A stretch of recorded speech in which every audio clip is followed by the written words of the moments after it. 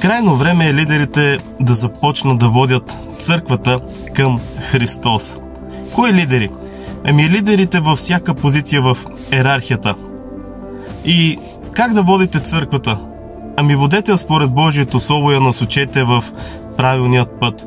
Дайте и правилната насока, насочете я към Христос. Днес качели много проповедници, хора, които основават църкви, пастири, учители, боговестители, апостоли, дякони, презвитери и още много други, качели привличат църквата към себе си. Църквата не е създадена да бъде за вас.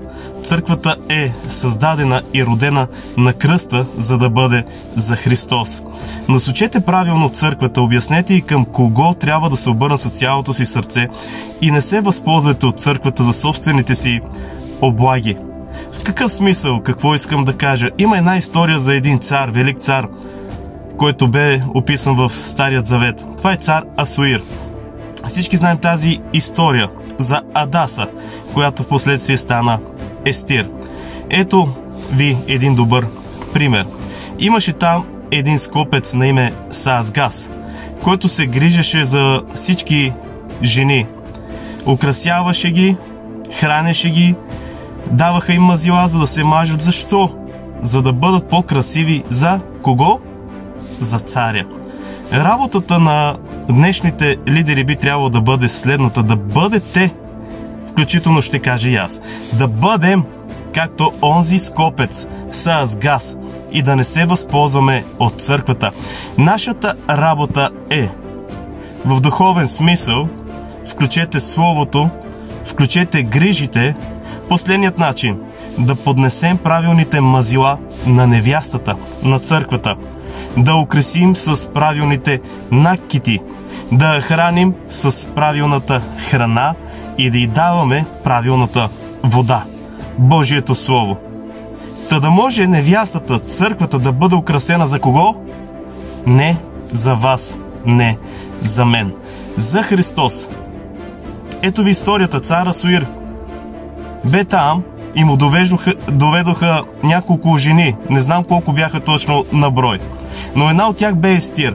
И вижте, вниманието, погледът и чувствата на царят на Асуир се насочиха към Естир. Защо? Защото бе избраната, бе онази, за която се грижаха добре. Тя бе невяста, тя бе жена, която приемаше украшението, за да се приготви за царя. И така и стана. Царя като погледна, той видя жена си, той видя невястата си вече. Той възлюби много повече от останалите жени и само на нея поднесе и каза да се постави короната. Само на нея постави короната. Защо? Защото се грижиха за добре. Скопците.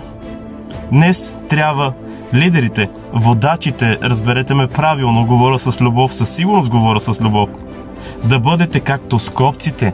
Когато си скопец, така да се каже, не може да се възползваш от църквата, но ще се грижиш за нея.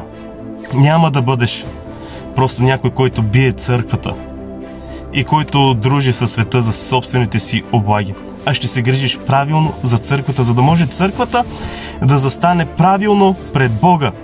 Той е младоженица. Исус е младоженица.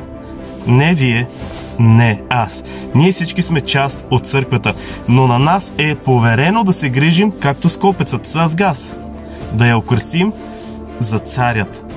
Ако не искате, разбира се, ще има последствия. Вие ги знаете добре, знаете Божието Слово. Така че нека последствията да бъдат по-добре награди, отколкото наказание и гневът на Бога. Бъдете благословени в името на Исус. Аз не искам с това видео и с това послание да обидя някой лично, или пък човек да каже това е конкретно за някой ли го правиш. Не. Правя го за всеки, който ще се намери в това послание. Къде? Навсякъде по земята. Който го чуе, нека да го приеме. И ако някой има уши, нека да слуша, що говори Духът към църквата. Не сте младоженецът. Вие, лидери. Младоженецът е Христос. Грижете се така за невястата, както и ще я представите пред Христос. ще я представите по този начин, че сте се грижили добре за нея.